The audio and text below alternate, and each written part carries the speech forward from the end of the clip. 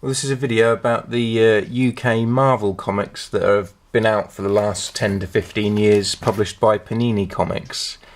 Now, Marvel's reasonably successful in the UK, I mean more so now because of the films, but X-Men and Spider-Man have pretty much been non-stop all through the 70s, 80s, 90s and noughties, whereas DC Comics pretty much came to an end in the UK in the early 90s, and were gone for about 10 years.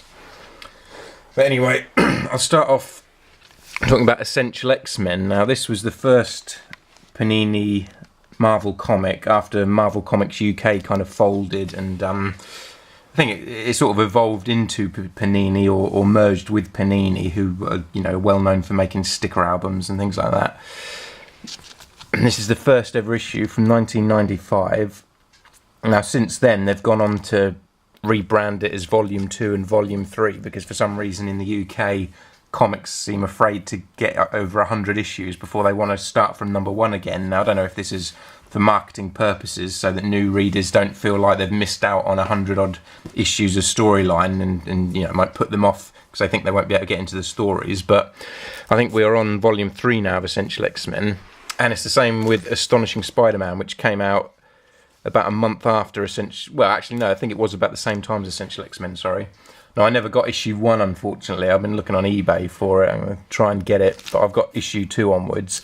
And once again, as with Essential X-Men, this is onto Volume 3 now. And it's just reprints of the American stories. But you get 3 issues in this of the American comic, and it started at $1.99. I think it's now at $2.96. So in the space of about 18 years, it's only gone up by less than £1, about 96 pence, which is really good value for money. I mean, not only do you get 3 issues of an American comic in it, but it's also wrapped in a cardboard cover, almost like a mini graphic novel. So they really are good quality. I'm surprised the price hasn't gone up more, considering a lot of UK comics. I mean, a lot of the more sort of kiddie-orientated UK comics like Transformers are £3-4 sometimes, and you get a small, very simplistic comic strip and then a load of filler material. I mean, it's terrible for the price, but I guess maybe these sell well enough that they can keep the price down. But a few months later, well, about a year later, they added a Wolverine comic to the mix, Wolverine Unleashed. Now, personally, I've never been that much of a fan of Wolverine on his own. I really like him as a member of the X-Men. I think he works well bouncing off the other characters, but on his own, I just don't find him all that interesting, to be honest. But this is also in its 3rd volume now. It started off as Wolverine Unleashed, then it evolved into Wolverine and Gambit, and then Volume 3 became Wolverine and Deadpool, which is the strip that's the comic that's still running now.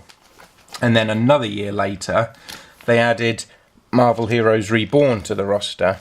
Now, this tied in with what was happening in America with the whole Heroes Reborn after the Onslaught saga. And it basically reprinted issues of Fantastic Four and Iron Man, and you'd get the Hulk and Captain America featuring in there as well. And that went on for a few years until eventually the whole Heroes Reborn storyline kind of fizzled out. It resolved itself, and Heroes Reborn evolved into Avengers. Now, Avengers has had a few titles. It started off as Avengers United, and then it was Avengers Unbeaten, I think, or something like that. And to tie in with Avengers, the movie coming out, it's been retitled now Avengers Assemble, because in the UK the film was retitled Avengers Assemble because there's already an Avengers TV show that existed in the UK, and there was some kind of copyright issue. So in the UK, Avengers is known as Avengers Assemble, and the comic, as I say, has changed its title to that as well to tie in with it. Now, on top of these 4 comics, Essential X-Men, Astonishing Spider-Man, Wolverine Unleashed and Avengers, they've also added Mighty World of Marvel, which is sort of Volume 3 of a comic strip that started back in the 70s in the UK. I think it may have even been the first Marvel reprint comic in the UK, was called Mighty World of Marvel, and that continued on into the 80s. And I do quite like it that Panini have picked up the title just for that kind of vintage feel, that nostalgic feel to it. And this basically reprints stories from all characters in the Marvel Universe. You know, you'll have a few issues with Spider-Man and Hulk, and then a few issues with, I don't know, Ghost Rider and Daredevil, and it's constantly switching around, which is nice. You know, you get to the end of a story, and then it's a different superhero focused on in the next issue. And this is the same with all the others. It's 76 pages long, you know, 3 issues of the American comic in there. And at the time this came out, it was only £2.50. It's gone up now to £2.96. And then that was followed with Marvel Legends, which is a comic that focuses on Captain America, Thor, and Iron Man. Basically, you know, the main members of the Avengers, but it reprints their individual comics from America. Because even with the movies, none of those 3 characters are quite popular enough in the UK to hold their own comic each yet. I mean, maybe at some point they will get their own titles, but at the minute they're all sharing one, which is fine because you get 3 issues anyway. And then to time with the Fantastic Four movie when that came out, we had Fantastic Four Adventures. Now this lasted for a couple of volumes. We got into the 100, I think there was over 100 issues of this released, which surprised me really, because I don't think Fantastic Four's ever been as popular as the other heroes in the UK at least. But it lasted well into the hundreds issues, got into volume 2, but unfortunately a few months ago that folded as well.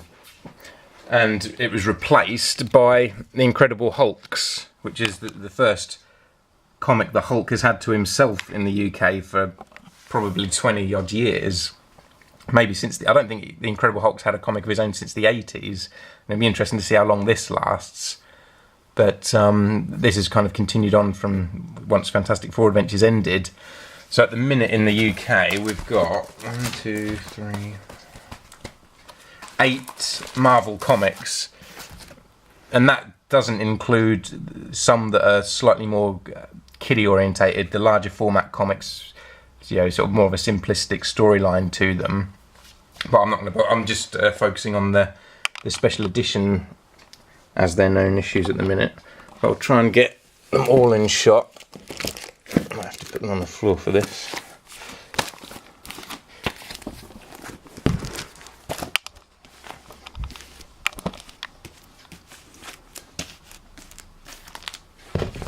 I'll try and show you sort of every different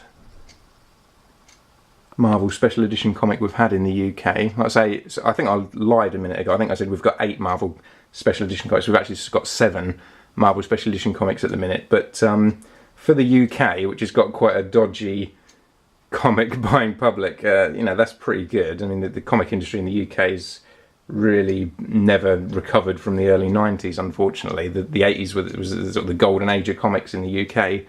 But you know, that's pretty good. It's a hell of a lot better than DC has managed, which has only got 2 comics going in the UK. But yeah, hopefully this will be of interest to anyone who in America who's just, you know, maybe wondering how we get along in the UK with reprints, or any UK collectors, because I guess for the nostalgia's sake, I do enjoy collecting